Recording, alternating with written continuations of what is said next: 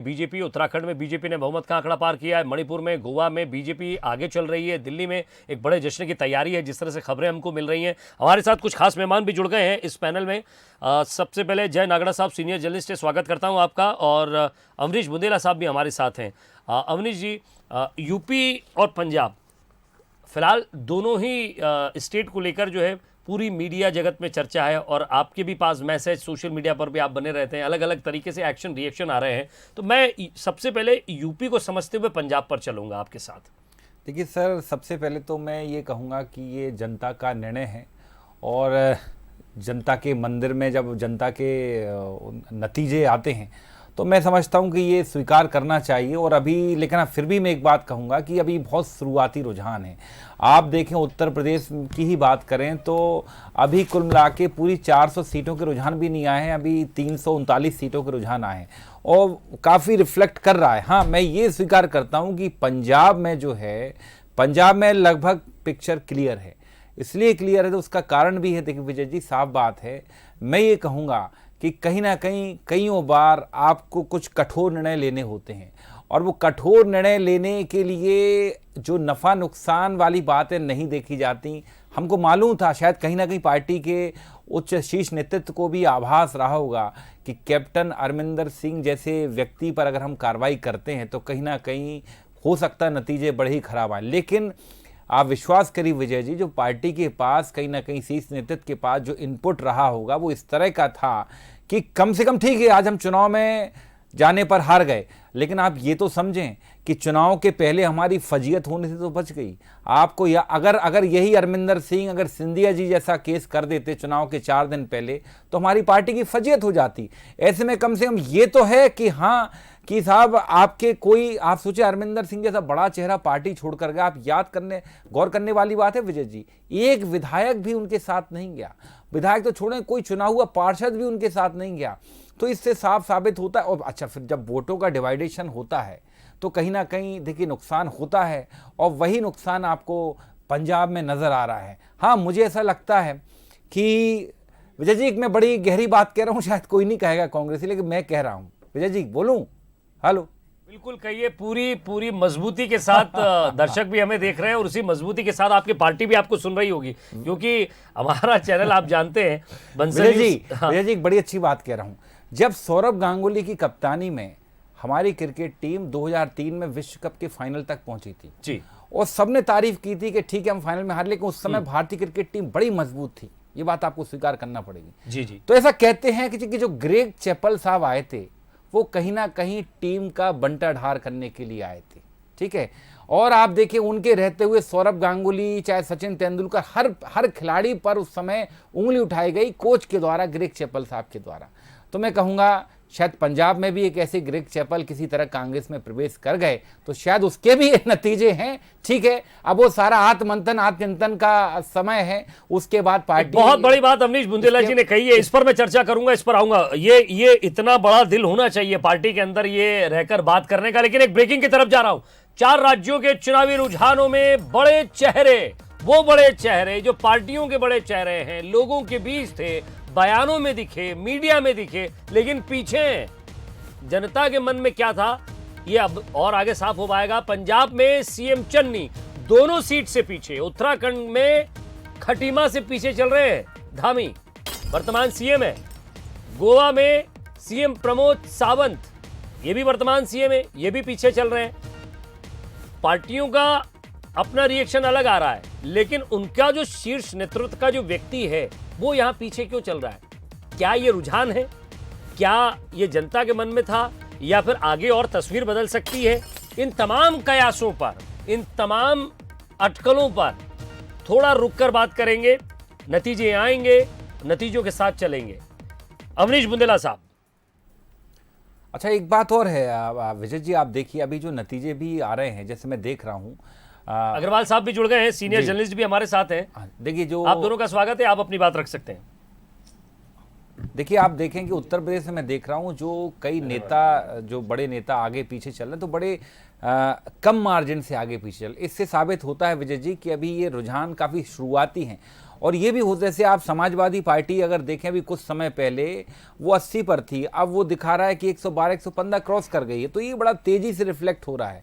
मैं स्पष्ट कह रहा हूं कि पंजाब में तस्वीर लगभग साफ है, लेकिन मुझे लग रहा है विजय जी, जैसे मैं खुद आपके चैनल में 1 घंटे अभी बैठा हूं, तो 1-1.5 घंटे मुझे लगता है तस्वीर लगभग साफ हो जाएगी। लेकिन हाँ, फिर भी मैं कहूंगा जो भी नतीजे हैं चुनाव के, नतीजों से कभी भी आहत नहीं होना चाहिए। ठीक है, हार जीत होती चुनाव में, लेकिन टूटने की बात नहीं है। तस्वीर साफ हो जाएगी। आप कई बार आपसे तस्वीर साफ हो जाएगी, आपने इतनी बार कहा ना, मुझे वो लाइन याद आ गई कि धूल चेहरे पर थी और हम आईना साफ करते रहे। ये आशीष अग्रवाल जी, खुश तो बहुत होंगे आज आप।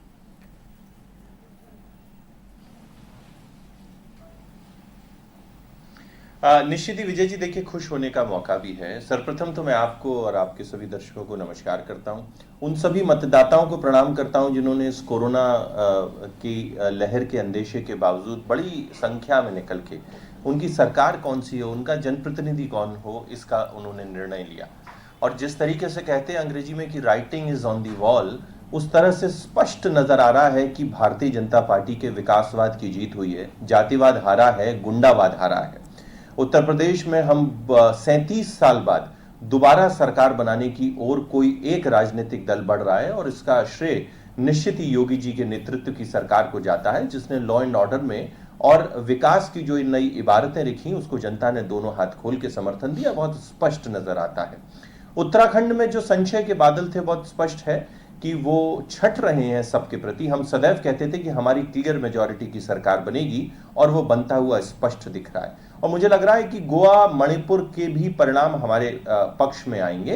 पंजाब में भारतीय जनता पार्टी अपनी इंटरनल कॉम्पिटेंसीज डेवलप कर रही है, आंतरिक क्षमताओं को, संगठनात्मक क्षमताओं को बढ़ा रही है, और ये चुनाव उसमें एक मील का पत्थर साबित होंगे।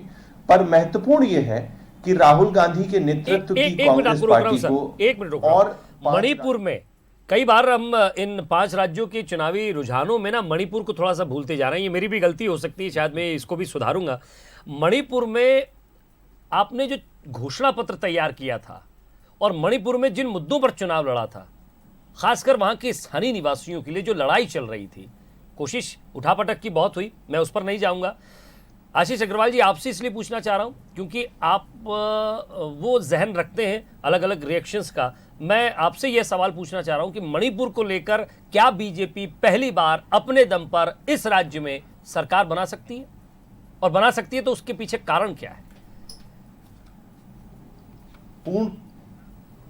देखिए, पूर्णतः हम निश्चिंत हैं। सबसे पहले विजय जी देखिए, मुद्दे कोई पार्टी तय नहीं करती, मुद्दे जनता के होते हैं, और जिस पार्टी में सही मादा होता है उन मुद्दों को समझने का, जनता उसको समर्थन देती है। तो भारतीय जनता पार्टी ने जिस तरीके से पूर्वोत्तर के इन राज्यों में काम किया, अपना विस्तार किया। सर रोक रहा हूं आपको, क्या है अलग अलग एक्शन रिएक्शंस आ रहे हैं, ये बातचीत हम आगे भी करेंगे। मध्य प्रदेश के प्रदेश अध्यक्ष वीडी शर्मा जी ने क्या कहा है इस पर, क्या रिएक्शन रहा उनका इन चुनाव पर, हमारे एग्जीक्यूटिव एडिटर मनोज सैनी ने खास बातचीत की। जो तस्वीर नजर आ रही है उसमें भारतीय जनता पार्टी ने एक बार फिर कमाल कर दिया है। खासकर उत्तर प्रदेश की बात करें तो बहुमत की तरफ सरकार बढ़ चली है, यानी फिर मौका दिया है वहां की जनता ने भारतीय जनता पार्टी को।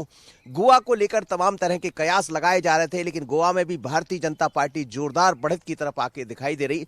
महत्वपूर्ण बात यह है कि उत्तराखंड की चर्चा भी खूब चल रही थी, लेकिन उत्तराखंड में 43 के आसपास सीटें दिखाई दे रही है। इससे लगता है कि ये आंकड़ा और बढ़ता हुआ दिखाई देगा। लेकिन 4 राज्यों में भारतीय जनता पार्टी, मणिपुर, उत्तर प्रदेश, उत्तराखंड और हम बात करें गोवा की, एक जरूर पंजाब बीजेपी के हाथ से जाता हुआ नजर आ रहा है। लेकिन बहुत मेहनत की है मध्य प्रदेश के कार्यकर्ताओं ने भी। मेरे साथ इस वक्त भारतीय जनता पार्टी मध्य प्रदेश की प्रदेश अध्यक्ष वीडी शर्मा जी हैं। आपको बधाई शुरुआती तौर पर। धन्यवाद मनोज जी। और मुझे ये दिखाई दे रहा है कि फिर कमल खिल रहा है। देखिए, उत्तर प्रदेश, उत्तराखंड, मणिपुर और गोवा के अंदर जिस प्रकार से भारतीय जनता पार्टी को बढ़त मिली है, और ये परिणामकारी बढ़त होगी, मैं ऐसा मानता हूं कि इस देश के अंदर माननीय प्रधानमंत्री नरेंद्र मोदी जी के प्रति जनता का जो विश्वास है और अथाह विश्वास है, गरीब कल्याण की योजनाओं ने जो गरीबों का जीवन बदला है, ये जो भाव है जनता के बीच में कि माननीय प्रधानमंत्री इस देश के गरीबों के मसीहा के तौर पर हैं इस देश के अंदर, तो उनके प्रति जो विश्वास जागृत हुआ है, चाहे उत्तर प्रदेश हो, चाहे उत्तराखंड हो, चाहे गोवा हो, चाहे हमारा मणिपुर, और आज मैं कहता हूं कि पंजाब के अंदर भी लोगों की, जनता के मन में तो माननीय प्रधानमंत्री के प्रति अथाह विश्वास है।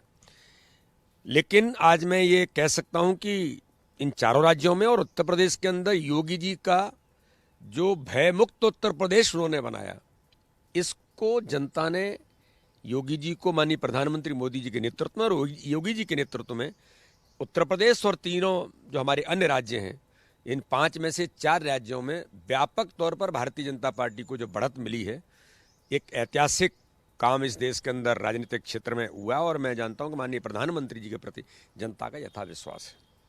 उत्तर प्रदेश में खासकर हमने देखा कि मध्य प्रदेश भारतीय जनता पार्टी के भी खासकर महिला मोर्चा की बात करें, कार्यकर्ताओं की बात करें, क्या ऐसा लगता है कि हालांकि सबके मिलने से ही ये सब दिखाई देती है चीजें, लेकिन क्या लगता है कि मध्य प्रदेश का बड़ा योगदान रहेगा इसमें? नहीं, देखिए, ये भारतीय जनता पार्टी हमेशा से एक टीम स्पिरिट पर काम करती है। उत्तर प्रदेश का हमारा जो नेतृत्व है, माननीय योगी जी के नेतृत्व में, वहाँ संगठन का जो तंत्र है, हमारे संगठन महामंत्री आदरणीय सुनील जी वहाँ जो काम करते हैं, आज से नहीं, मैं तो बरसों से देखता हूँ, मैंने उनके साथ काम किया है।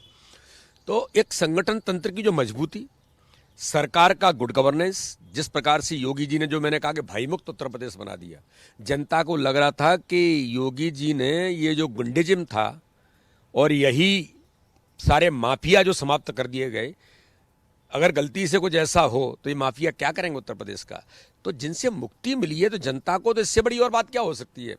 और गरीब कल्याण की योजना में प्रधानमंत्री ने, कोई घर ऐसा नहीं है, कोई गांव ऐसा नहीं है जहां पर गरीब कल्याण की योजनाओं से लोग लाभान्वित नहीं हो, माननीय प्रधानमंत्री जी के नेतृत्व में।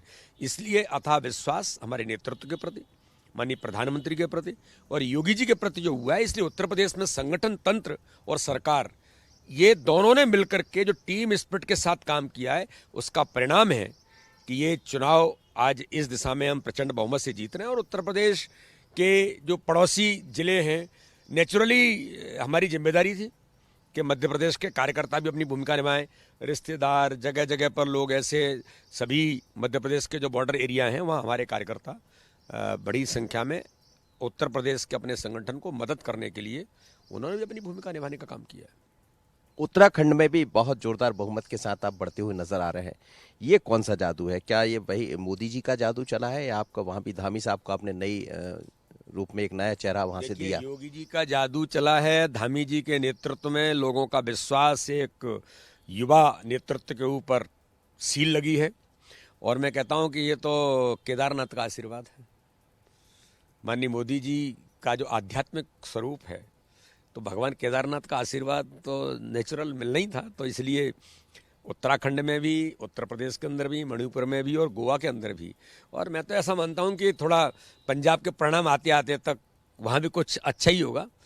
हमारी सरकार वहां नहीं थी, इसलिए हमने खोया नहीं है और ना भी खो रहे हैं। हो सकता है कुछ न कुछ गेन करेंगे पंजाब के। पंजाब की आप बात कर रहे हैं, पंजाब में एक नया दल आप बढ़ता हुआ दिखाई दे रहा है, जो आप लोग कहते रहे कि कांग्रेस खत्म हो जाएगी देश से, तो क्या ये उसकी भी शुरुआत? देखिए, कांग्रेस तो देश के अंदर खत्म हो गई, आज अस्तित्व की लड़ाई लड़ रही थी। मैंने कल कहा था कि इन 5 राज्यों के अंदर ये साबित हो जाएगा कि कांग्रेस इस देश से, जो गांधी जी कहते थे आज़ादी के बाद कांग्रेस खत्म कर देनी चाहिए, अब इस देश के अंदर सोनिया गांधी जी के नेतृत्व में और राहुल गांधी जी के नेतृत्व में कांग्रेस खत्म हो रही है। और बीजेपी के प्रदेश अध्यक्ष का रिएक्शन है। लेकिन अब देखिए बड़ी खबर, 5 राज्यों के रुझानों में बदलती सियासत को आप देखिए कि किस तरह के संकेत वहां मिल रहे हैं और ये क्या कहते हैं। 80 के दशक की कांग्रेस की तरह बीजेपी बढ़ रही है। 2014 के बाद से बीजेपी ने एक एक करके सारे राज्यों पर फतह हासिल की है। राष्ट्रवाद और गवर्नेंस के मुद्दे को लेकर बीजेपी आगे बढ़ी, हिंदुत्व का भी मुद्दा छाया रहा। राष्ट्रवाद और गवर्नेंस के मुद्दे पर मतदाताओं की क्या मुहर लगी है? क्या बीजेपी जिन मुद्दों के साथ आगे बढ़ रही है, आने वाली सियासत में क्या मुद्दे चेंज हो रहे हैं? और ज्यादा बातचीत के लिए बंसल न्यूज हेड शरद द्विवेदी जी हमारे साथ जुड़ रहे हैं। शरद जी, राष्ट्रवाद और गवर्नेंस के मुद्दे आपको देखते आए हैं, लेकिन जिस तरह से कांग्रेस ने 80 के दशक में अपनी पैठ बढ़ाई थी, चाहे वो पूर्वोत्तर के राज्य हों, चाहे पश्चिम के हों, साउथ के हों, हर जगह कांग्रेस कोशिश ये कर रही थी कि वो सर्वव्यापी हो जाए। लेकिन बीजेपी अपने इन मुद्दों को लेकर, जिनमें से खास 2 बड़े मुद्दे, राष्ट्रवाद और गवर्नेंस, देखिए, निश्चित तौर पर अगर आप बीजेपी की बात करेंगे तो बीजेपी ने दो चीजों को साथ लेकर चलने की कोशिश बराबर की है। एक तरफ नितिन गडकरी जैसे सीनियर कैबिनेट मिनिस्टर हैं जो पार्टी के राष्ट्रीय अध्यक्ष भी रहे, जिनका मॉडल बहुत साफ है कि हम भारत बदल रहा है और हम तकनीक, सड़कों से, ब्रिजेस से, ओवर ब्रिजेस से भारत को बदलने वाले हैं। एक इंफ्रास्ट्रक्चर रेवोल्यूशन भारत में हम लेकर आने वाले हैं। 2003 की अगर आप बात करें तो मध्य प्रदेश में बीजेपी की सरकार जो बनी, उस सरकार का मंत्र यही था, बिजली, सड़क और पानी। तो ये तमाम मुद्दे तो बीजेपी लेकर आगे बढ़ी है। उत्तर प्रदेश में भी अगर आप देखें तो एक तरह से समाजवादी पार्टी को मतदाताओं ने जो नकारा है, नकारने की एक बड़ी वजह कानून व्यवस्था का मसला था, जो उन्होंने देखा कि बीजेपी इसके पहले बीएसपी जब सत्ता में रही तो लॉ एंड ऑर्डर एक बड़े इशू रहे और उस पर पूरा ध्यान दिया गया। लेकिन समाजवादी पार्टी पर यह आरोप रहा कि वो उस पार्टी में बाहुबलियों की ताकत बहुत तेजी से बढ़ती है और जिसकी वजह से आम जनता अपने को असुविधा में पाती है। तो कहीं ना कहीं गवर्नेंस एक बड़ा इशू है और गवर्नेंस के साथ जिस तरह से भारतीय जनता पार्टी एक इशू राष्ट्रवाद का लेकर चलती है, चाहे वो चीन को जवाब देना हो या हमारी विदेश नीति हो, पाकिस्तान को लेकर हमारी नीति हो, या फिर सनातन परंपरा से जुड़े, जिसको हम हिंदुत्व भी कहते हैं जी, उससे जुड़े विषय हों, जो आप इससे सहमत हो असहमत हो, लेकिन उत्तर भारत की पट्टी का एक वर्ग ऐसा है जिसके हृदय में ये मुद्दे बहुत गहराई तक हैं। और यही वजह है कि चाहे वो राम मंदिर का मसला हो या फिर वो शहरों के नाम बदलने का विषय हो या फिर वो सनातन परंपरा या हिंदुत्व के मान बिंदुओं से जुड़े विषय हों, वो इस वर्ग को हमेशा रास आते हैं जो भारतीय जनता पार्टी के साथ खड़ा होता है। तो इन दोनों विषयों को लेकर एक कॉम्बिनेशन तो भारतीय जनता पार्टी रखने में आगे बढ़ी है। लेकिन एक और बहुत महत्वपूर्ण बात जो है विजय, जो ये बताती है कि पंजाब में आखिर कांग्रेस और अकाली और बीजेपी को क्यों नकारा है मतदाताओं ने। देखिए, इस देश में जो युवा वर्ग है उसकी आबादी करीब करीब 60% से अधिक है, 65% के करीब ऐसे युवाओं की संख्या है जिनकी आयु 18 से 35 या 36 साल के बीच में है। और इस युवा आबादी को युवा नेता भी रास आते हैं। आम आदमी पार्टी को पसंद करने की वजह चाहे दिल्ली हो, और दूसरा आम आदमी पार्टी का जो युवा नेतृत्व है, इसने सत्ता को मैं कहूंगा कि उस परंपरागत छवि से आम आदमी पार्टी ने निकाला है जिसमें अभी भी कांग्रेस और बीजेपी शायद उलझे हुए हैं।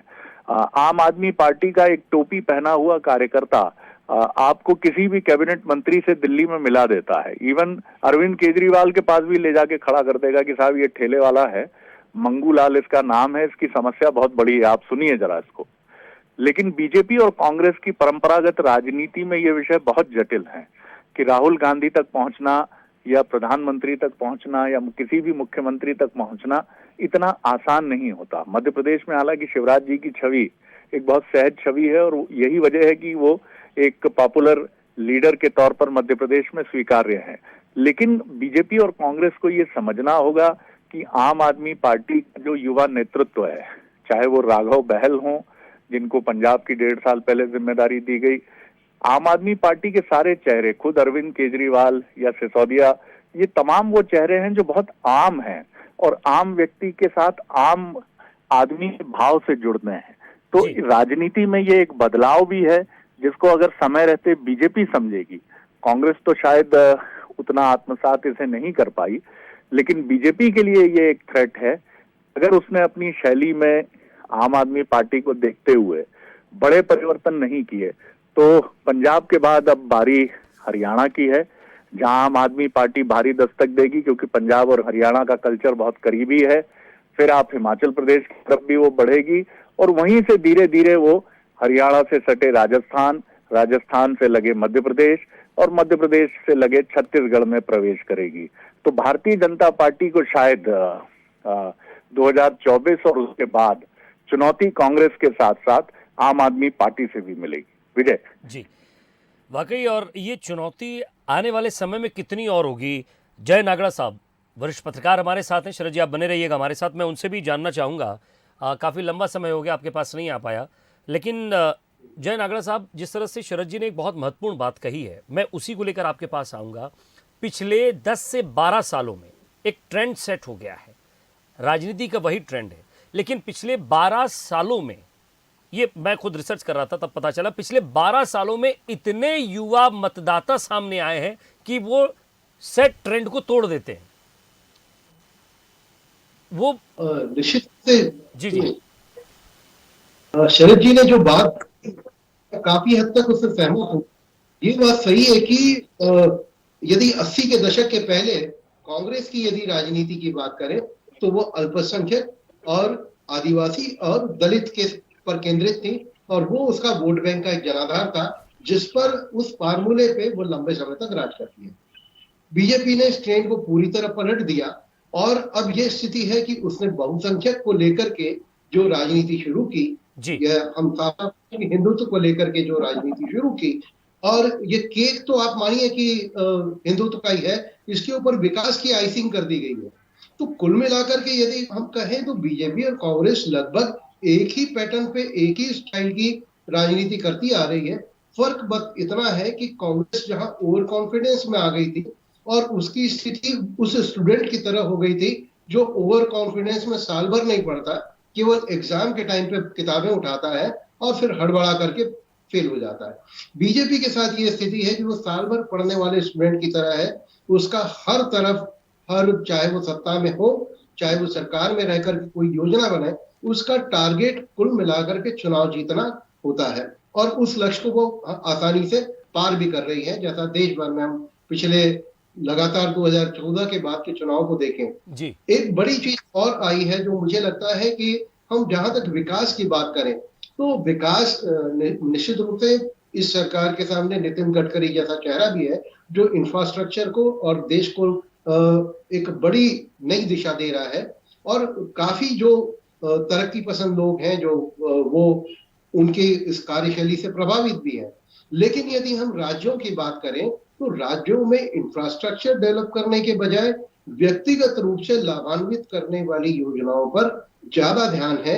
चाहे वो हम प्रधानमंत्री आवास योजना के माध्यम से लोगों को सीधे सीधे 2 लाख 2.5 लाख रुपए देने की बात हो, या मध्य प्रदेश में लाडली लक्ष्मी, ऐसी व्यक्तिगत तौर पर जो योजनाएं बनी है, आप ये कुल मिलाकर के आपके वोट बैंक को मजबूत करने वाली बात है। अब पंजाब की यदि बात करें तो लोग इस ट्रेंड से कहीं ना कहीं ऊब महसूस कर रहे हैं, और दिल्ली और पंजाब इस बात का बहुत साफ साफ संकेत है कि हमको अब राजनीति बदलनी पड़ेगी। ये जो जातिगत राजनीति है, चाहे वो अल्पसंख्यक पर केंद्रित हो या बहुसंख्यक पर, हमको सीधे सीधे विकास के उन मुद्दों पे आना पड़ेगा जिससे उस तरक्की को, उस विकास को आम आदमी महसूस कर सके। अभी ये हो रहा है कि विकास के दावे केवल सरकारों के होते हैं, आम आदमी की वो से महसूस नहीं कर पा रहा, विकास आपको दिखता नहीं है। तो ऐसे विकास के मॉडल के बजाय हमको लोगों को महसूस हो कि वाकई विकास हो रहा है, और उस तरह की राजनीति की तरफ जाने की तरफ अब ये दरकार है। और ये पंजाब को आप नतीजों को आप अनदेखा नहीं कर सकते। ये बात सही है कि बीजेपी आज की तारीख में बहुत स्ट्रांग पार्टी बन करके मैं रोक रहा हूँ आपको, समय हमारे पास और कम भी है क्योंकि सारे मेहमानों से बातचीत करना है। आशीष अग्रवाल जी, आप सुनिएगा, जवाब मैं बुंदेला साहब से ले रहा हूँ। एक बहुत बड़ी बात कही थी उन्होंने और बहुत बड़ी चीज स्वीकारी थी, और जिस तरह से शरद जी ने भी कहा और जय नागड़ा साहब ने भी कहा। आशीष जी, हो सकता है मैं अति उत्साह में ये बात कर रहा हूं या फिर मेरे रिसर्च का विषय रहा हो, कांग्रेस के अंदर फिलहाल जब आदमी हारता है तो कई तरह के इश्यूज आ जाते हैं, कोई भी समझा के चला, जब बच्चा फेल हो जाता है तो कोई भी गली का आदमी भी समझा के चला जाता है तुम बहुत कमजोर हो, ये वो तमाम दुनियादारी वहां होती है। सवाल ये है कि कहां गलती हो रही है।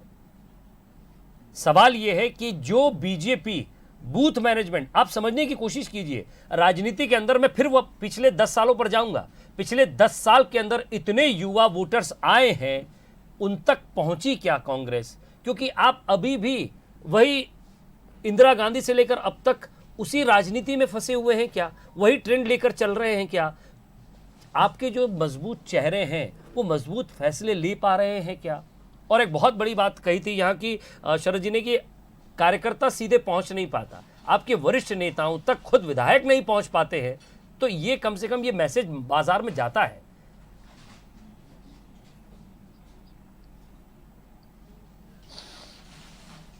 बुंदेला साहब आपसे रिएक्शन। देखिए विजय जी, देखिए ये बात सही है कि 2013-14 के बाद जिस तरह से देश की राजनीति का परिदृश्य बदला है और ये है कि युवाओं की भागीदारी निरंतर बढ़ रही। देखिए उसके कारण भी है कि अगर कोई भी राजनेता राजनीति में एंट्री करता है तो उसका राजनीतिक जीवन कम से 60 से 65 साल 70 साल तक चलता है। तो मुझे लगता है कि अगर आप देखें जो जनरेशन थी, अब आप समझें कि एक नई जनरेशन, जैसे आप देखें अधिकतर सारे, अगर आज शिवराज सरकार में भी देखें तो मोस्टली जो नेताओं की जो एवरेज आयु हुई, अगर आप देखें जो विधायक खासकर मंत्रियों की, चाहे नरोत्तम मिश्रा जी देख लें या भूपेंद्र सिंह जी देख लें, तो मतलब सभी की आयु लगभग 55 से 65 के आसपास है। तो ये एक जनरेशन है। अच्छा, और यही स्थिति हर राजनीतिक दल में है। अच्छा, इसकी तरह क्या है कि कांग्रेस में एक जनरेशन इसके आगे कुछ 70 प्लस की जनरेशन भी है। तो ये होता है, ये एक नेचुरल प्रक्रिया है। और जैसे आम आदमी पार्टी की आप बात करें, सही बात है, वो नया राजनीतिक दल है, उनके पास जो संसाधन बड़े सीमित हैं। जो अभी शरद जी को भी मैं सुन रहा था कि बड़ी अच्छी बात है, एक टोपी वाला ले जाके आम कार्यकर्ता आपको मुख्यमंत्री के सामने खड़ा कर देता है। इसलिए उसका कारण है कि उनका अभी संगठन नया बना है। और ये स्थिति आज से कुछ साल पहले भारतीय जनता पार्टी की भी थी।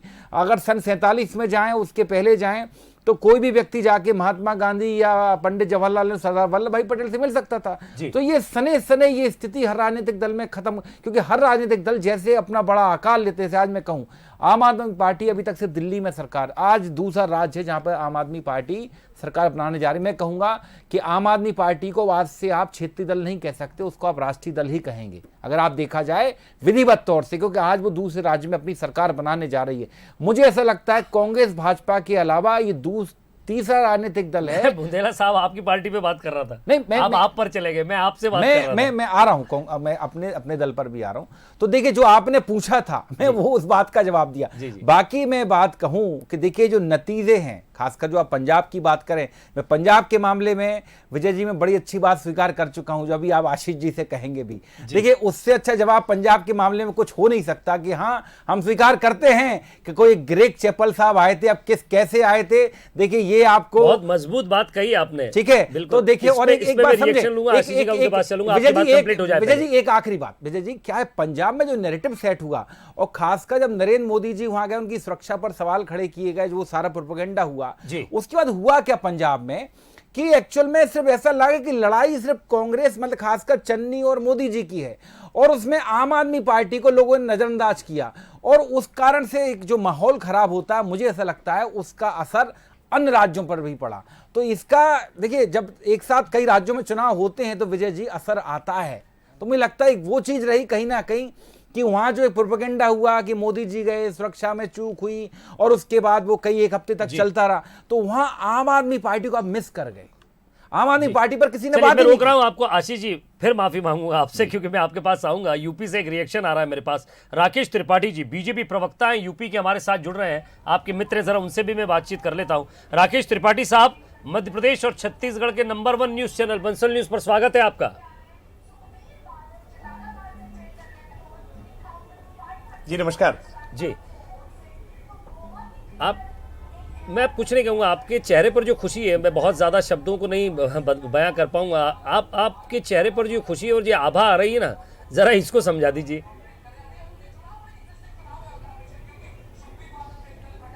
नहीं, देखिए, ये खुशी केवल भारतीय जनता पार्टी के नेता, प्रवक्ता, कार्यकर्ताओं के चेहरे पर ही नहीं है। ये खुशी उत्तर प्रदेश के आम जनमानस के भीतर है, क्योंकि जिस तरह से गांव, गरीब, किसान के उत्थान के लिए, महिलाओं के सम्मान के लिए प्रधानमंत्री नरेंद्र मोदी जी की जो गरीब कल्याण नीति आ रही है, उन नीतियों पर उत्तर प्रदेश की जनता ने मुहर लगाने का काम किया है। डबल इंजन की सरकार ने जिस तरह का काम किया है, उस पर जनता ने मुहर लगाने का काम किया है। उत्तर प्रदेश में कानून व्यवस्था, वर्ष 2007 में देखें, 2012 में देखें या 2017 में देखें, एक कानून व्यवस्था सबसे इंपॉर्टेंट एक मसला होता था, और राज्य की सरकारें कानून व्यवस्था के मसले पर फेल होती थी। विपक्ष के लिए सबसे प्रमुख हथियार होता था कि कानून व्यवस्था बिगड़ी हुई है। लेकिन 2022 के चुनाव में बिल्कुल पैटर्न बदल गया। सरकार ऐसी थी योगी आदित्यनाथ जी की जिसने यह दावा किया कि हमारी कानून व्यवस्था अच्छी है और जनता ने इस पर मोहर लगाने का काम किया है, क्योंकि महिलाओं को जो सुरक्षा का एहसास हुआ है। और पूरे देश भर में आज जिस बुलडोजर की चर्चा है, ये बुलडोजर अपने आप में लोगों के लिए सुरक्षा का एहसास बना, गरीबों के लिए ये विश्वास बना कि ये माफियाओं पर कोई कार्रवाई की जा सकती है, इनकी जो अकूत संपत्तियां हैं उसको ढाया जा सकता है। आज उत्तर प्रदेश में योगी आदित्यनाथ जी की सरकार बनने के बाद हमने डबल इंजन के तहत जो 44 लाख मकान बनाए हैं, इस मकानों में जो हमने उज्ज्वला गैस के कनेक्शन पहुंचाए हैं, जो सौभाग्य योजना के बिजली कनेक्शन पहुंचाने का काम किए हैं, जो हमने किसान सम्मान निधि की योजना के तहत किसानों के खाते में 6,000 रुपए पहुंचाने का काम किए हैं, जो आयुष्मान योजना के तहत हमने आज 6 करोड़ से ज्यादा लोगों के उत्तर प्रदेश में इलाज कराने की सुविधा देने का काम किया है। ये सारे कारण बने हैं जिन कारणों से आज उत्तर प्रदेश में प्रचंड बहुमत की सरकार भारतीय जनता पार्टी की बनती हुई दिख रही है। अब तक रुझानों में हमने वो जादुई आंकड़ा पार कर लिया है और जैसे जैसे ये रुझान आगे बढ़ेंगे, हमें पूरा भरोसा है कि वर्ष 2017 में जो हमारी जीत थी, हम उससे भी ज्यादा बड़ी जीत से एक प्रचंड जनादेश उत्तर प्रदेश में भाजपा को मिल रहा है। और मैं एक बात और आपको साथ में बताऊं, उत्तर प्रदेश के इतिहास के लिहाज से आपके दर्शकों को देखने के लिए बहुत जरूरी है। पिछले 37 वर्षों में उत्तर प्रदेश में कोई भी सरकार रिपीट नहीं हुई। मध्य प्रदेश में तो लगातार भारतीय जनता पार्टी ने 15 वर्षों तक लगातार शासन चलाया, उसके बाद फिर भारतीय जनता पार्टी की सरकार इस समय चल रही है। लेकिन उत्तर प्रदेश में कभी सपा, कभी बसपा, कभी सपा, कभी बसपा, एक खेल बन गया। कारण क्या मानते हैं? कोई सरकार रिपीट नहीं होती थी, लेकिन आज उत्तर प्रदेश में भारतीय जनता पार्टी की सरकार रिपीट हो रही है। नहीं, मैं इसके 2-3 कारण महत्वपूर्ण रूप से मानता हूं। एक तो प्रधानमंत्री जी की जो नीतियां हैं, जिस तरह से इस कोरोना कालखंड में स्वदेशी वैक्सीन विकसित करके हमने जनता तक पहुंचाने का काम किया है, लोगों को बचाने का काम किया है। प्रधानमंत्री जी ने जिस तरह से गरीब कल्याण अन्न योजना के तहत 80 करोड़ नागरिकों तक, विशेषकर उत्तर प्रदेश में 15 करोड़ नागरिकों तक हर महीने में हमने राशन पहुंचाने का काम किया है, उनको हमने सुरक्षा का एहसास दिलाने का काम किया है, किसानों के खाते में सम्मान निधि पहुंचाने का काम किया है। जो प्रधानमंत्री जी की सामान्य व्यक्ति के लिए, गरीब व्यक्ति के लिए जो उनकी कल्याण की नीतियां हैं, वो सबसे महत्वपूर्ण कारण है। उत्तर प्रदेश में डबल इंजन की सरकार ने जो सुशासन स्थापित करने का काम किया है, प्रशासनिक मशीनरी का एक जो कार्य संस्कृति बिगड़ी हुई थी उसको पटरी पर लाने का काम किया है। उत्तर प्रदेश में नौजवानों के लिए रोजगार की संभावनाएं बढ़ाने का काम किया है। ये महत्वपूर्ण कारण रहे हैं।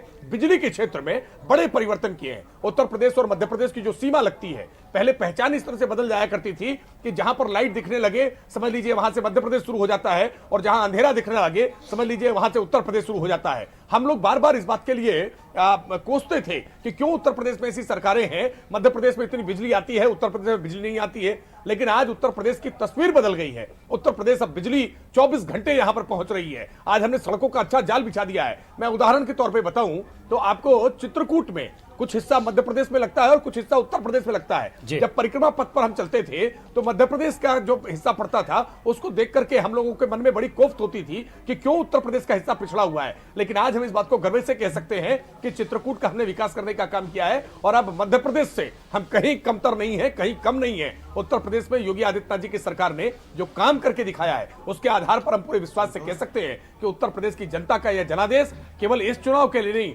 2024 का जो लोकसभा चुनाव होगा उसके लिए भी और 2027 का जो विधानसभा चुनाव होगा उसके लिए भी हमने नींव रखने का काम आज कर दिया है। जी, वाकई राकेश त्रिपाठी जी, आपको देखकर तो मुझे भी ट्रेनिंग लेने की ज़रूरत है, क्योंकि आपने बिना फंबल के, बिना किसी बात के कितना आपने अपनी पार्टी की सारी चीज़ें रख दी। बुंदेला साहब, आप, मैं ब्रेकिंग पर जाऊंगा, उसके बाद आपके पास आऊँगा। देखिए, ये ट्रेनिंग है बीजेपी की। मैं ये नहीं कह रहा आप इनसे सीख लीजिए, आप अपना कुछ नया कीजिए, लेकिन देखिए कहीं कोई फंबल नहीं, कहीं कोई संशय नहीं। हो सकता है जीत की खुशी हो, लेकिन उस खुशी के बीच पार्टी लाइन से अलग कोई बात नहीं। तीसरी एक और चीज़ त्रिपाठी साहब की मैंने ये देखी है, मैं उनकी तारीफ इसलिए नहीं कर रहा हूं कि वो जीत रहे हैं या इस तरफ जा रहे हैं, एक वक्ता के तौर पर अपनी पार्टी को और अपनी पार्टी की बातों को क्षेत्र वाइज शीर्ष नेतृत्व को रखते हुए किस तरह उन्होंने समेटा है, और अपनी बात रखने का मुद्दा, शायद इस तरह के प्रवक्ताओं की भी कमी, शायद कांग्रेस में कमी झेल रहा है वो। आप जैसे युवा नेतृत्व जो यहाँ हैं, शायद उनको और ज़्यादा अच्छा मौका मिले तो ये समझा जा सकता है कि आगे कोई पद के कारण, किसी चीज़ के कारण उनमें और उत्साह बढ़ेगा। बहुत बहुत शुक्रिया त्रिपाठी साहब। मैं अमरीश बुंदेला जी आपके पास आऊँगा, लेकिन एक ब्रेकिंग पढ़कर ज़रा इस ब्रेकिंग की तरफ बढ़ते हैं। पंजाब में सीएम चन्नी नवजोत सिंह सिद्धू पीछे चल रहे हैं, प्रकाश सिंह बादल, सुखबीर सिंह बादल पीछे चल रहे हैं, कृषि मंत्री काका रणदीप सिंह पीछे हैं, मोंगा से सोनू सूद की बहन मालविका पीछे चल रही है। ये एक बड़ी अपडेट है। सोनू सूद ने काफी कोशिश की अपनी बहन के लिए, वो हमेशा लगे रहे, उनके साथ थे। पार्टी में आने का फैसला या चुनाव लड़ने का फैसला उनका अपना था। अमरीश बुंदेला साहब। जी विजय जी। जी, मैं जो पहले बात करके गया था उस पर आपका रिएक्शन ले रहा हूं, अगर आप कहेंगे तो वापस से रिपीट कर दूंगा उसको। जी देखिए विजय जी, मैं साफ बात कहूँगा, success have many fathers, unsuccess have none. तो ठीक है, आज आंकड़े हमारे साथ नहीं, लेकिन मैं विजय जी फिर कहूँगा कि ठीक है, हम नतीजे हमारे अनुसार नहीं आ रहे हैं, लेकिन इससे ये नहीं होता है कि हम लड़े नहीं, बल्कि हम अगली बार और ज़्यादा ताकत से लड़ें और पार्टी को और मजबूत करें। ठीक है, जो नतीजे आ रहे हैं वो कहीं ना कहीं अपेक्षाओं के अनुरूप नहीं है, क्योंकि आप देखें पिछले कुछ सालों से चुनाव की तासीर जो कहें या चुनाव के नतीजे जो हैं, आप ये देखिए विजय जी, अगर आज हम चुनाव हार रहे हैं तो क्या आपको लगता है कि महंगाई नहीं है? क्या आपको लगता है कि बेरोजगारी नहीं है? क्या कल ही जो आर्थिक सर्वेक्षण जो मध्य प्रदेश सरकार का खुद आया है उसमें प्रदेश में बताया कि 30 लाख लोग बेरोजगार, मैं मध्य प्रदेश की बात कर रहा हूं, और ये स्थिति कमतर हर प्रदेश में है, चाहे आप उत्तर प्रदेश में जाएं, चाहे आप इसके बाद ये बात जनता को क्यों नहीं समझा पाए? देखिए एक बात मुझे बताएं, जब चुनाव जब मुद्दों पर नहीं होते हैं, जब आप नोटबंदी करते हैं विजय जी, और नोटबंदी करने के कुछ महीनों बाद जब उत्तर प्रदेश चुनाव में जाते हैं, और चुनाव जब आप पुलवामा जैसे अटैक पर लड़ते, तो यही इस बार भी हुआ। इस बार जो चुनाव आपने देखा होगा, मुख्यमंत्री के मुखमंडल से अब्बा जान पाकिस्तान, मोदी जी भी किस तरह की। तो देखिए क्या होता है, जब इस देश का प्रधानमंत्री खुद एक विधानसभा जिताने के लिए वहां पर 3 दिन कैंपेनिंग करता है, उसके साथ अकेला प्रधानमंत्री, पूरी प्रशासन, पूरे प्रदेश का प्रशासन, पूरी मशीनरी लग जाती है, तो देखिए अगर नतीजे इस तरह के आए तो विजय जी कोई बड़ी इस बात पर एक नहीं। रिएक्शन आशीष अग्रवाल साहब आपका।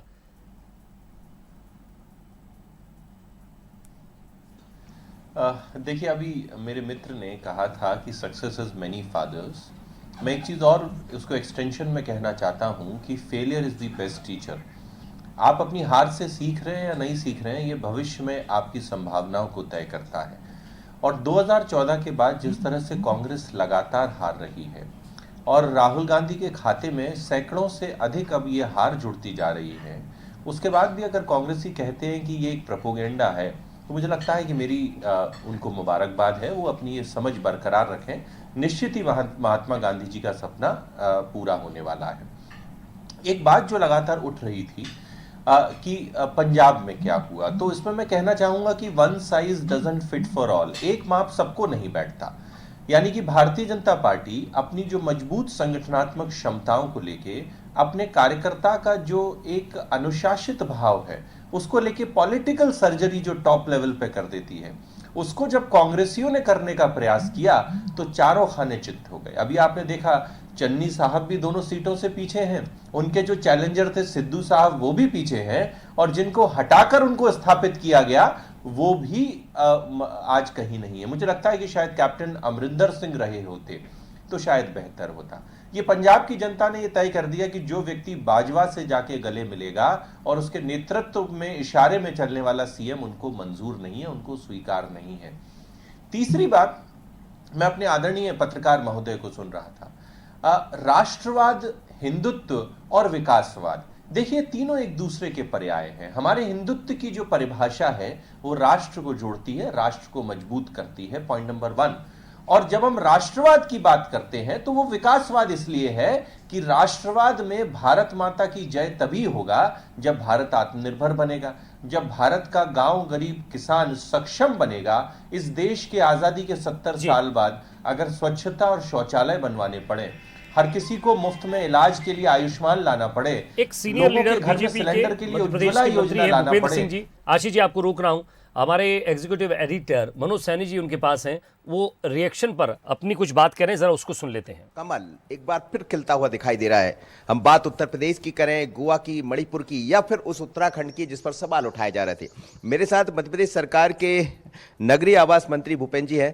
भूपेंद्र सिंह जी, बधाई आपको। जो दिखाई दे रहा है उसके अनुसार ये जो सफलता दिखाई दे रही है, इसका पीछे क्या नजर आता है? देखिए मनोज जी, अभी जो प्रारंभिक रुझान आए हैं और लगभग परिणाम भी उसी तरह के आएंगे, ये पहले से पार्टी को अनुमान था, हमारे नेताओं को अनुमान था, और इन परिणामों से ये सिद्ध हो गया है कि देश में माननीय मोदी जी जिस तरह से देश के हित में जो निर्णय ले रहे हैं या देश को आगे बढ़ाने के लिए या वैभवशाली भारत बनाने के लिए जो काम प्रधानमंत्री जी कर रहे हैं उस पर मोहर 4 राज्यों के मतदाताओं ने लगाई है।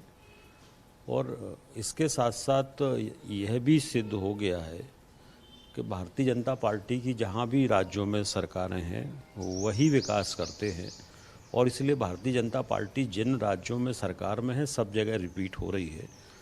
और अब देश की प्रदेश की जनता विकास चाहती है।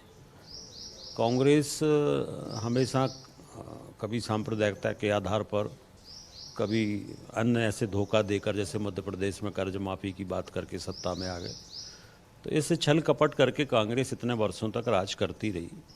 अब लोगों ने देश में, प्रदेश में विकास देखा है, मजबूत सरकार देखी है, मजबूत नेतृत्व देखा है, मजबूत भारत देखा है, शक्तिशाली भारत देखा है। और इसलिए अब पूरा देश में भारतीय जनता पार्टी की सरकारें ही रहें, चाहे केंद्र हो चाहे राज्य हो, ये देश की जनता चाहती है। और कांग्रेस पूरी तरह से साफ इन चुनाव में हो गई है। और कहीं पर भी कांग्रेस कभी रिपीट नहीं होती, जिन राज्यों में भी उनकी सरकारें हैं।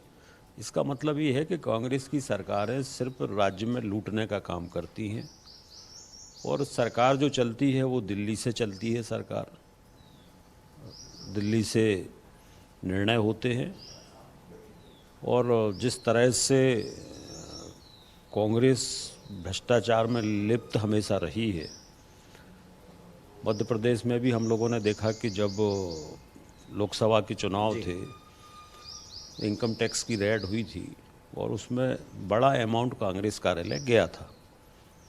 तो कांग्रेस सिर्फ राज्यों से वसूली करती है। इसके लिए वो सरकार चाहते हैं अपना बिल्कुल जो उनका सेवा करने वाला हो वो मुख्यमंत्री हो। अब पंजाब में अमरिंदर सिंह जैसे व्यक्ति को हटा दिया। जी, तो अलग अलग रिएक्शंस हमारे पास आ रहे हैं। आशीष अग्रवाल जी, एक ट्वीट आया है, फिलहाल वो सही है या गलत मैं उस पर बात नहीं करूंगा, लेकिन किसका है ये नहीं बताते हुए सीधा एक बीजेपी के सीनियर लीडर हैं, उन्होंने एक ट्वीट किया है कि आम आदमी पार्टी अगर जीतती है तो सबका सूपड़ा साफ कर देती है, कम से कम उसके कुछ मुद्दों का अनुसरण करें। आप ट्विटर पर और सोशल मीडिया पर ज़्यादा रहते हैं, मुझे लगता है आपने देख भी लिया हो, ना भी देखा हो, तो क्या ये समय है, एक आवश्यकता है? हालांकि आप अच्छा कर रहे हैं, लेकिन अच्छा करते हुए भी अगर कोई अच्छा कर रहा है और उसमें से कुछ सीखा जा सकता है क्या?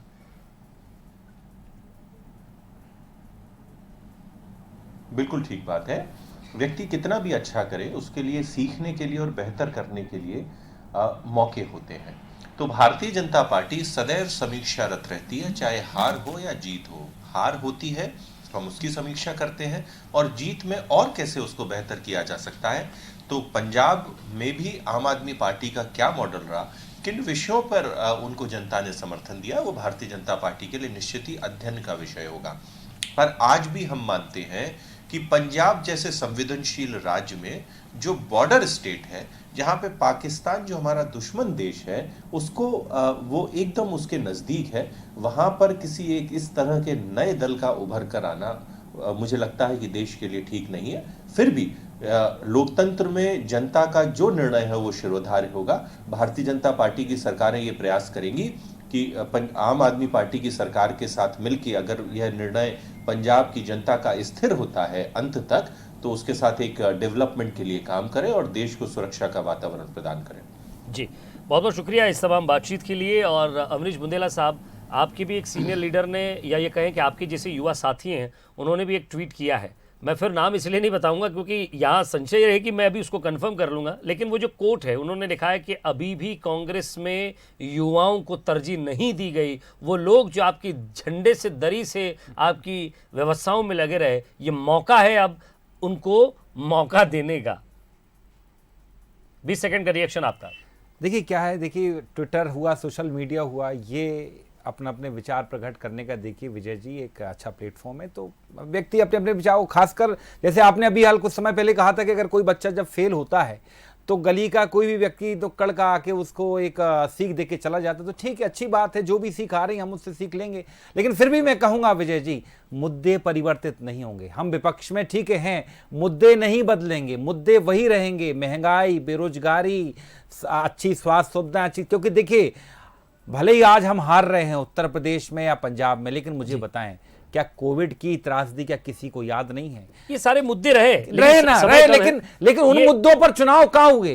भारतीय जनता पार्टी ने, उनके प्रचार तंत्र ने चुनाव को अगर सामने वाला व्यक्ति अगर मुद्दों को लेकर या उनकी पार्टी अलग मुद्दों को लेकर चुनाव लड़ रही थी तो आप अपने मुद्दों पर रहते। देखिए एक बात, आप उनके मुद्दों से आप भी भटक गए। देखिए सरकारी जो डंडा चलता है, 6,000 कांग्रेसी कार्यकर्ताओं पर एफआईआर दर्ज हुई है, जेल में है उत्तर प्रदेश में, तो ध्यान रखिएगा आप। लेकिन आप जब तमाम चीजों के पीछे अगर कोई व्यक्ति आपसे अगर एग्री नहीं करता तो अगले दिन ईडी या ये सारी चीजें, सीबीआई, इनकम टैक्स, चलिए ये सब शोध का विषय है। हाँ। इन पर भी बातचीत होनी चाहिए। बहुत बहुत शुक्रिया आप सभी का हमारे साथ जुड़ने के लिए और बातचीत के लिए। तो 24 का ट्रेलर क्या है? एक पार्टी ताकत और ये दोनों तरफ टैली चल रही है। जरा इसको देखिए और समझिए और विचार कीजिए कि चुनाव में जो मुद्दे थे उन पर जनता ने वोट किया है क्या? वाकई राष्ट्रवाद और गुड गवर्नेंस जीती है क्या? और पंजाब में क्या हो रहा है? मणिपुर, गोवा और साथ ही साथ उत्तराखंड देवभूमि में किस तरह की तस्वीर बन रही है? एक एक अपडेट आप तक पहुंचाऊंगा, लेकिन सबसे पहले बड़ी खबर के साथ आऊंगा।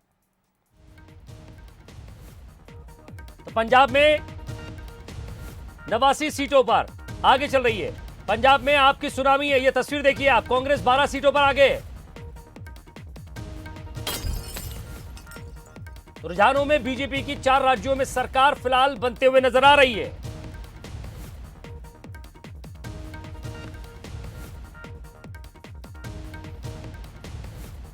आगे चल रही। मणिपुर की अगर हम बात करें, मणिपुर में कई चुनावी मुद्दे थे, लेकिन बहुत हद तक हिंदी बेल्ट तक आ पाए क्या? क्योंकि यहां के दर्शकों ने उसे समझा है क्या? उस पर भी हम चर्चा करेंगे।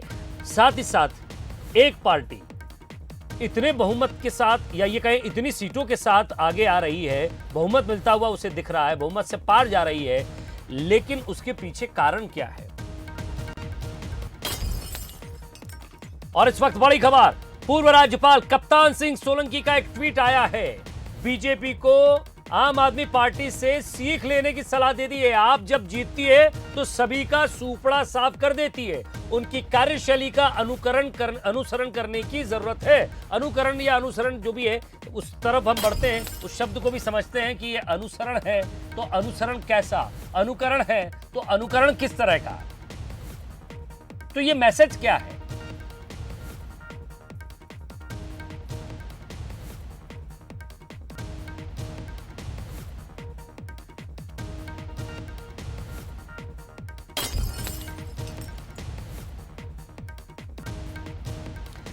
तो कप्तान सिंह सोलंकी, पूर्व राज्यपाल, आम आदमी पार्टी जब जीतती है तो सभी का सूफड़ा साफ कर देती है, उसकी कार्यशैली का अनुकरण करने की जरूरत है।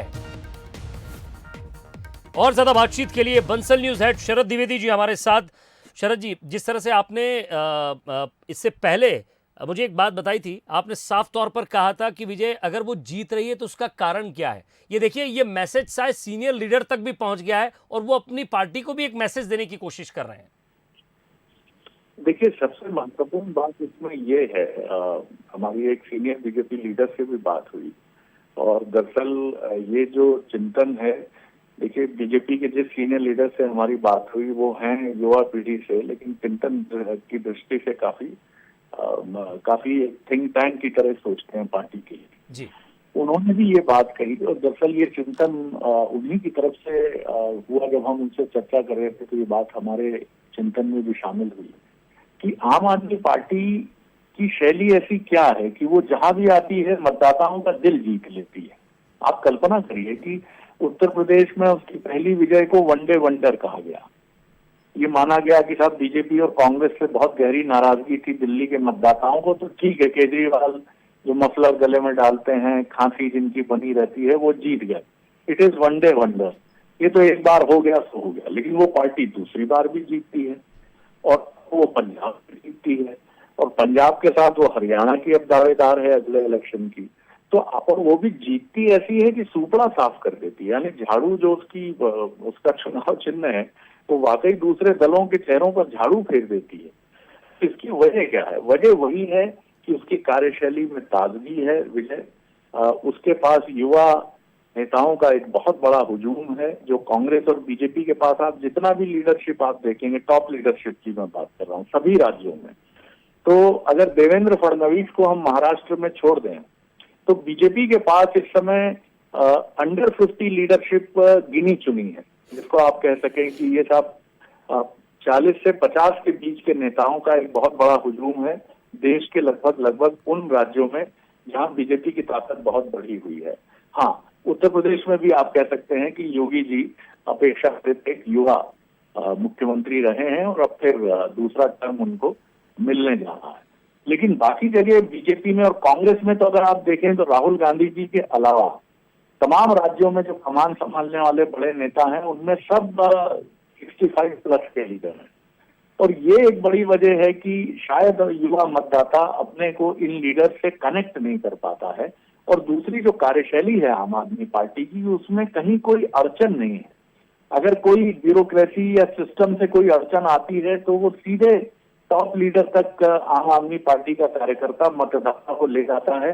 और यही वजह है कि दिल्ली में चाहे रिक्शे वाला हो, चाहे मैकेनिक हो, प्लम्बर हो, टैक्सी ड्राइवर हो, उसकी पहली पसंद आम आदमी पार्टी है। और इसी तरह वो उद्योगपति जो राष्ट्रीय लोकसभा के चुनाव में शायद बीजेपी के पक्ष में जाते हैं, वो राज्य के चुनाव में दिल्ली के अरविंद केजरीवाल को वोट देते हैं, क्योंकि वहाँ मोहल्ला क्लिनिक है, वहाँ बिजली के बिल बहुत रैशनल है, वहाँ मुख्यमंत्री और मंत्रियों में अकड़ नहीं है, तो बहुत सिंपल और आम आदमी की तरह लोगों से मिलते हैं, उनके दफ्तरों में जाते हैं। तो ये कार्यशैली का बड़ा अंतर है जिसको बीजेपी को भी सीखना चाहिए और कांग्रेस को। जी, एक सवाल मेरे मन में आ रहा है, ये पर्सनल सवाल है, मैं आपसे जानना चाह रहा था शरद जी, क्योंकि एक अनुभव भी एक बड़ी चीज़ होती है। अभी इस पार्टी ने गुटबाजी सहन नहीं की है, इस पार्टी में भी पार्टी से लोग टूट कर नहीं गए हैं, इस पार्टी के अंदर अभी बूथ स्तर तक का कार्यकर्ता पार्टी की कार्यशैली से नाराज नहीं है। अभी ये पार्टी के लिए एक सुखद अनुभव हो सकता है। लेकिन अगर कांग्रेस हिम शिखर से निकली हुई एक नदी है तो बीजेपी ने अपने आप को कैनाल की तरह रखा है। सवाल यही है कि क्या उन सब के लिए आगे ये स्टेबिलिटी रहेगी या फिर आंधी की तरह आए और तूफान की तरह निकल गए, ऐसा लगता है क्या? देखिए, सबसे महत्वपूर्ण बात यह है कि आम आदमी के पास पैसा नहीं है, बीजेपी के पास पैसा है। कांग्रेस में भी परंपरा से अभी आप कह सकते हैं कांग्रेस के पास भी राज्यों में सरकारें रही हैं और एक लंबा समय है, अनुभव भी है उसके पास, पूरे देश में उसके पास कार्यकर्ताओं का समूह भी है बीजेपी और कांग्रेस की तरफ है। आम आदमी पार्टी के पास अभी पूरे देश में कार्यकर्ताओं का समूह नहीं है और सबसे महत्वपूर्ण बात कि उसके पास पैसा नहीं है, क्योंकि देश के बहुत बड़े हिस्से पर या 3-4 राज्यों में उसकी सरकारें नहीं है। लेकिन अब वो दिल्ली छोड़कर एक बड़े राज्य में पहुंच रही है, अब उसके पास पैसा होगा। और अगर ये सिलसिला बढ़ के हरियाणा आया, ये सिलसिला देखिए बीजेपी के लिए भी ऐसा ही था, वो पार्टी जिसके 84 में 2 सांसद थे, 2014 के बाद उस पार्टी की हैसियत क्या है आप और हम सब जानते हैं। तो मैं अकेला चला था जानिबे मंजिल, मगर लोग साथ आते गए, कारवां बनता गया। कारवां ऐसे ही बनता है विजय। और अगर इस तरह से आम आदमी पार्टी की शक्ति बढ़ती रही तो उसके पास पैसा भी होगा, देश भर में कार्यकर्ताओं का नेटवर्क भी होगा, और फिर हो सकता है कि आज से 15 साल बाद जब आप और हम उम्र के एक अलग पड़ाव में होंगे और फिर अगर हम लोग इसी तरह संवाद की किसी प्रक्रिया में जुड़ेंगे तो आप भी कहेंगे कि शरद जी 15 साल पहले हम बात करते कि आम आदमी पार्टी कहाँ होगी, और आज ये केंद्र में सरकार बनाने की तरफ भी मजबूती से बढ़ती दिख रही है। जी वाकई, और जिस तरह की स्थिति अभी है उसको लेकर तो फिलहाल भविष्य में यही बात हमको वहाँ भी करनी पड़ेगी, क्योंकि लगातार ईश्वर हमें भी बनाए रखे आगे तक, यही आशीर्वाद मैं मांगूंगा ताकि हम उस समय इन सारी चीज़ों पर चर्चा करते रहें। बहुत बहुत शुक्रिया शरद जी हमारे साथ जुड़ने के लिए और बातचीत के लिए। तो क्या उसकी कार्यशैली का